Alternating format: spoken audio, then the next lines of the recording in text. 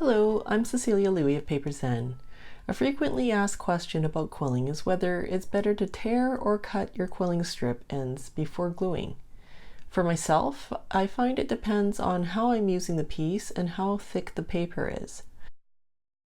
I'll show you some examples of what I mean, but before I do, if you like these type of tutorial videos, please support me by clicking the like button, or even better, leave a comment below to share your thoughts.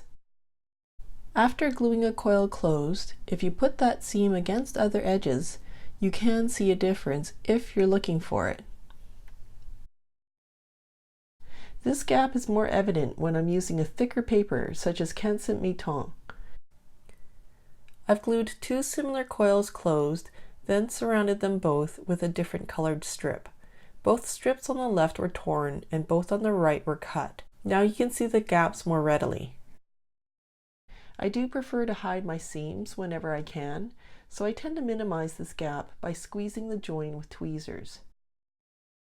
Here's a better example of the gap I'm talking about.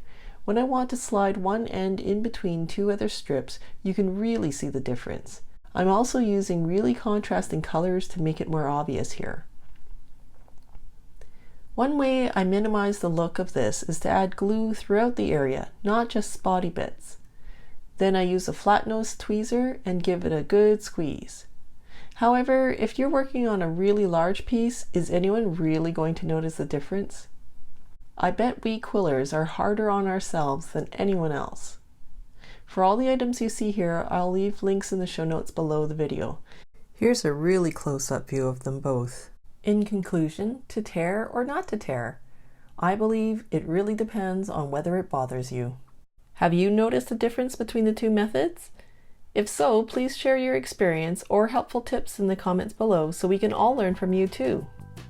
Please don't forget to like or comment so I know whether you want to see more of these types of videos.